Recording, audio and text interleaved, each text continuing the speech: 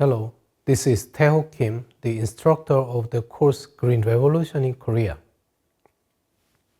In this unit, I will briefly outline how Korean state tried to rebuild the agricultural administration system and the agricultural science from the liberation in 1945 to the late 1960s.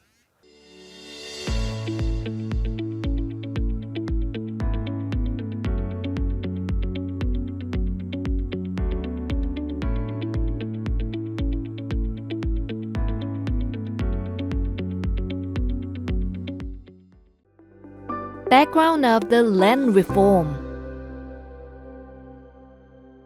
In this segment, we will trace back the transformative process of land reform in North and South Korea after 1945, exploring how both regimes approached land redistribution with different ideological frameworks and implementation methods, and examining the lasting economic and social impacts of these reforms. On August 15, 1945, Japanese Emperor Hirohito announced unconditional surrender in a radio address. This marked Korea's liberation. However, the euphoria of liberation gradually transformed into political turmoil as the United States and Soviet Union divided and occupied the Korean peninsula and proposed trusteeship. Although this period is characterized as left-right confrontation in the liberation space, the ideological dividing line was drawn much further to the left than what we consider today, as the deep wounds left by Japanese imperialism intensified the desire to improve the lives of laborers and farmers. Colonial Korea faced severe rural poverty due to exploitative Japanese policies. The Japanese colonial government prioritized rice exports to Japan, forcing Korean farmers to increase production while limiting their consumption. The land survey dispossessed many farmers, turning them into tenant farmers who had to pay 50 to 70% of their harvest as rent.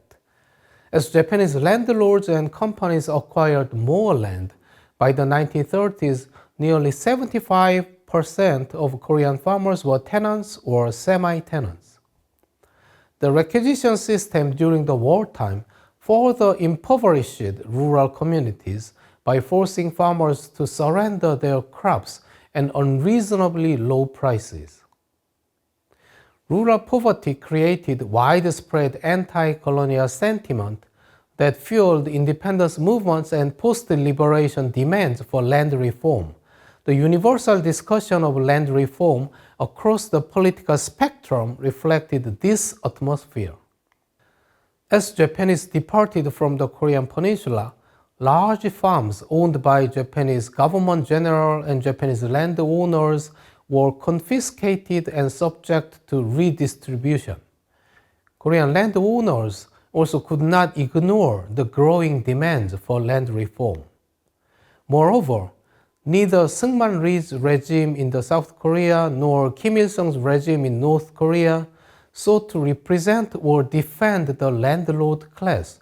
Rather, they aimed to undermine the landowners' power basis by harnessing popular aspirations. Land reform in North Korea. North Korea swiftly initiated land reform following the liberation with the implementation of the Land Reform Law in March 1946. This legislation mandated the unconditional confiscation of land holdings exceeding 5 hectares from Japanese colonizers and Korean landlords, with the subsequent free redistribution to tenant farmers and landless workers. The North Korean land reform exhibited several distinctive characteristics. First, it adopted a radical and comprehensive approach that contrasted markedly with South Korea's incremental strategy. The reform categorically expropriated all land belonging to Japanese nationals, Korean collaborators, and landlords without offering compensation. Second, the reform was deeply rooted in Marxist-Leninist ideology, which conceptualized the elimination of class-based exploitation as fundamental to societal progress. The Workers' Party of Korea framed the reform as the liberation of the peasantry from feudal oppression and the establishment of a socialist agricultural foundation.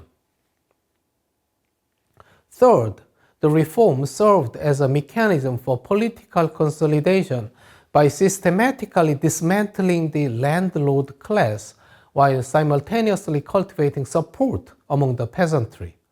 Finally, despite its redistributive nature, the reform imposed significant limitations on land recipients who typically received modest plots of 1 to 2 hectares and were prohibited from engaging in market transactions involving the land, as ultimate ownership remained with the state.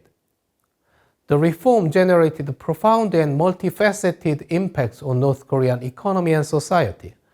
From an economic perspective, it initially stimulated agricultural productivity as farmers experienced enhanced motivation to cultivate their newly acquired land.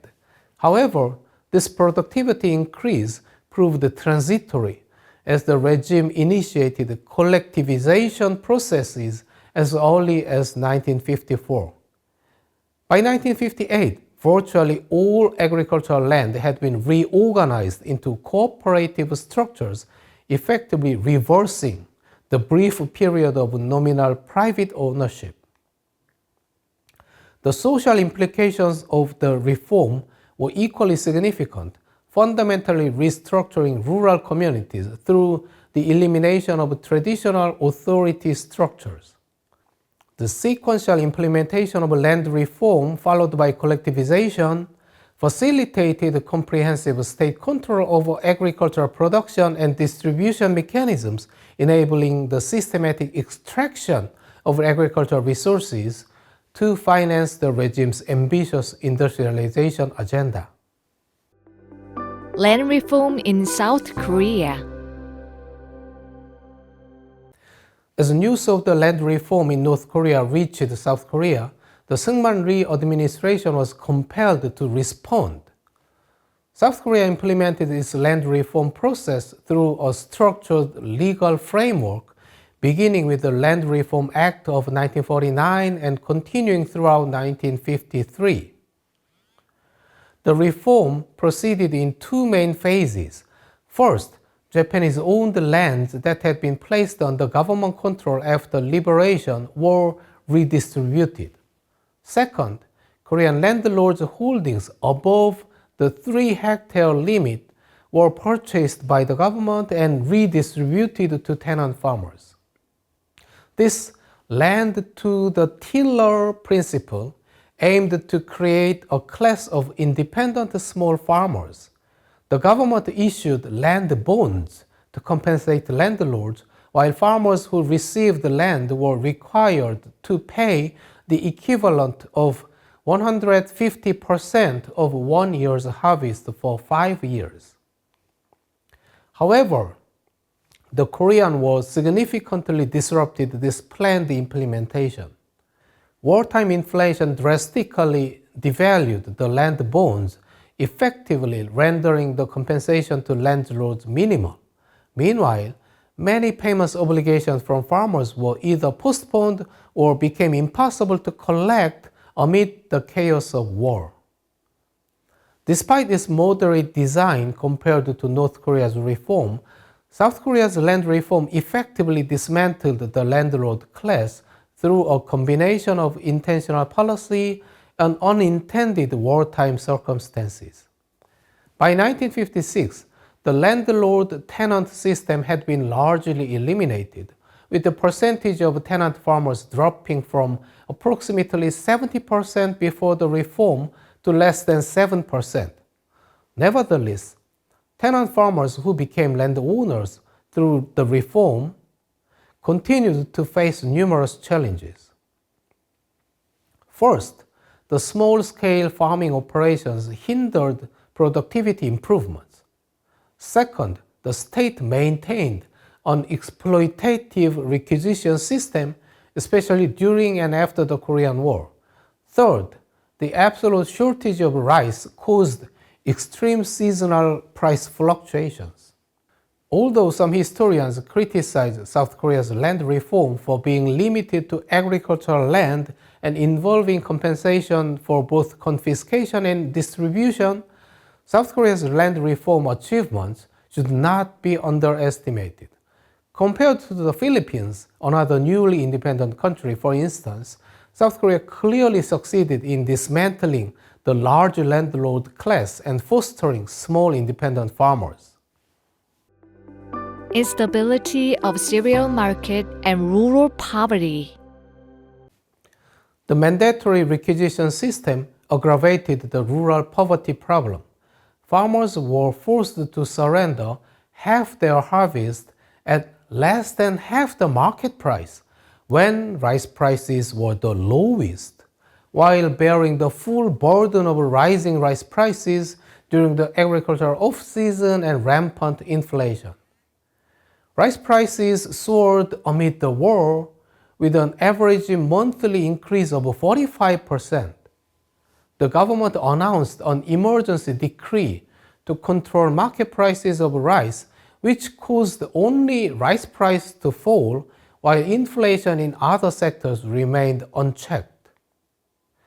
From the mid-1950s, rural areas were further devastated by the introduction of surplus agricultural products under the U.S. Public Law 480, which began in 1955. In the South Korean context, PL 480 served as a mechanism for addressing immediate food shortages following the Korean War, while simultaneously solving America's surplus agricultural production problem. Between 1955 and 1971, South Korea received approximately $1.7 billion worth of agricultural products under this program, primarily wheat, cotton, and other grains.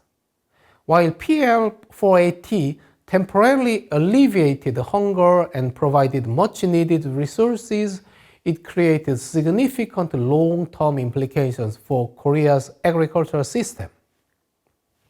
First, it dramatically reduced domestic wheat and cotton production, leading to increased dependency on imports and monoculture of rice. In 1955, 70% of domestic wheat demand was met by domestic production, but just 3 years later in 1958, only 25% was domestically produced. Second, the program also contributed to changing Korean dietary patterns as wheat products became more widely available in daily meals. Furthermore, by depressing local grain prices, PL 480 disincentivized agricultural investment and innovation among Korean farmers, exacerbating rural poverty and accelerating urban migration. Even the cultivation of rice still could not avoid losses because cheap wheat flour dragged down rice prices and the government continued low rice price policy. In this environment where agricultural prices were not guaranteed and farmers' survival was threatened, farmers had little incentive to increase production.